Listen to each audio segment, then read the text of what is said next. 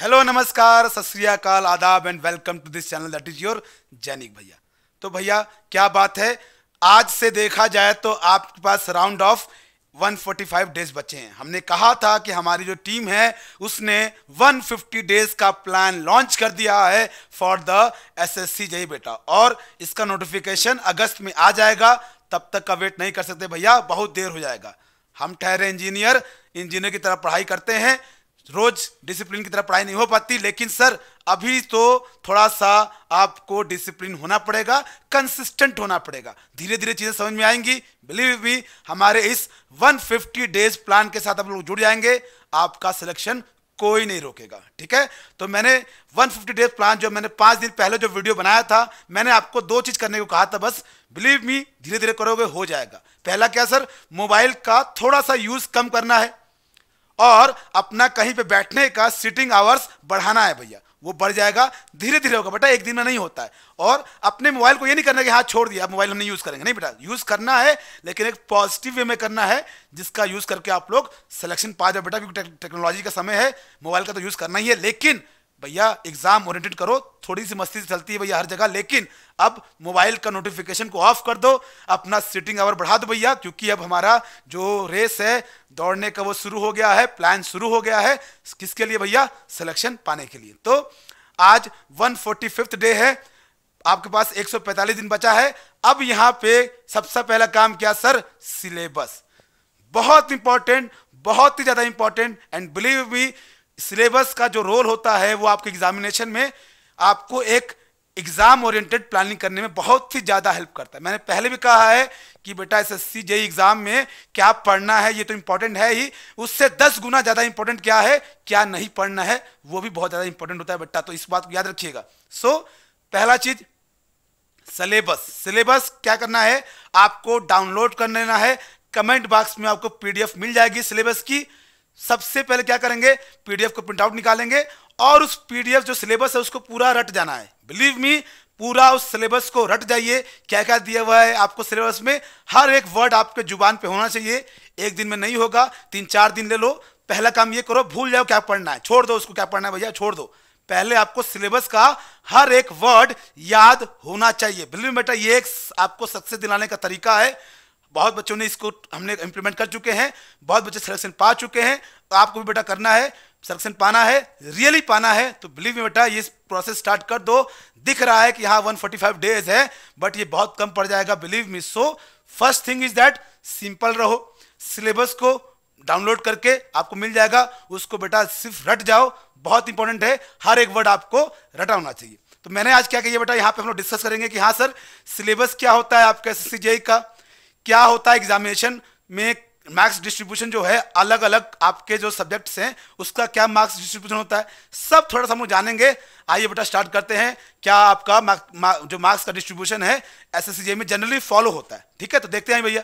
तो भैया पहले तो मैं इलेक्ट्रिकल की बात करूंगा। इलेक्ट्रिकल सर, इलेक्ट्रिकल की बात करूंगा कि हाँ आपको टेक्निकल में कौन कौन से पोर्शन को कितना समय देना है, वो सब हम लोग सीखेंगे बेटा, बिलीव मी। बट अभी क्या करना है, आप एक ओवरव्यू ले लीजिए कि हाँ सिलेबस कैसा होता है, क्या इस पे हमको फोकस करना है, और अगले 2-3 दिन में सिलेबस रटा होना चाहिए आपको। सो सर पहले सर हमारा इलेक्ट्रिकल कौन सा भैया 200 मार्क्स का पेपर होता है, 100 नंबर का हम लोग बात करेंगे, 100 नंबर की बात करेंगे। तो ये आपके पास यही सारे जो हैं आपके पास इलेक्ट्रिकल में टॉपिक्स हैं।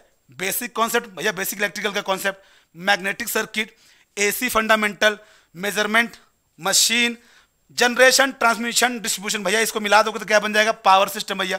और उसके बाद एस्टिमेशन, कॉस्टिंग, और बेटा लास्ट में क्या होता है, बेसिक इलेक्ट्रॉनिक्स। आपके पास 8 टॉपिक्स हैं, 8 सब्जेक्ट हैं, इसी के ऊपर फोकस करना है। कितना फोकस करना है, कितना समय देना है सबको, वो हम लोग डिस्कस करेंगे।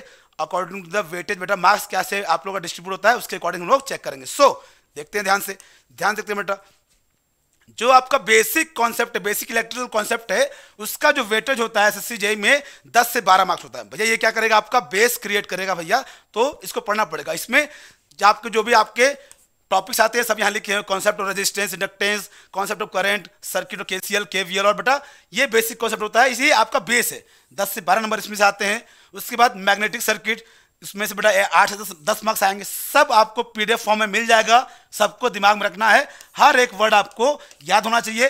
पहला आपका टास्क यही है बेटा अगले 2 दिन के लिए, ओके। उसके बाद क्या है बेटा, एसी फंडामेंटल है, इसका वेटेज कितना होता है, 7 से 8 मार्क्स होता है, बहुत इंपॉर्टेंट होता है। ये आपका इंस्टेंटेनियस आरएमएस वैल्यू, रेजोनेंस होता है बेटा, इसमें आपका 3 फेज स्टार डेल्टा कनेक्शन आ जाता है।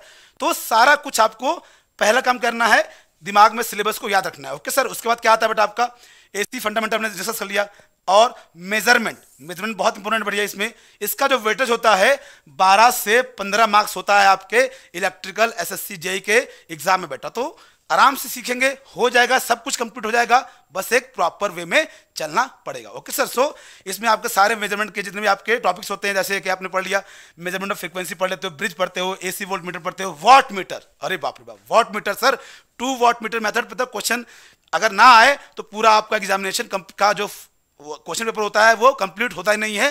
तो बेटा मेजरमेंट को हल्के में नहीं लेंगे सर, 12 से 15 मार्क्स, ओके। चलिए सर आगे देखते हैं सर, आगे देखते हैं। उसके बाद देखते हैं सर क्या आता है, अगला टॉपिक क्या है सर, प्रहार। अरे वाह, ये भी क्या है, आपके सिलेक्शन का एक पार्ट है बेटा, ये भी क्या है, आपके सिलेक्शन का एक पार्ट है।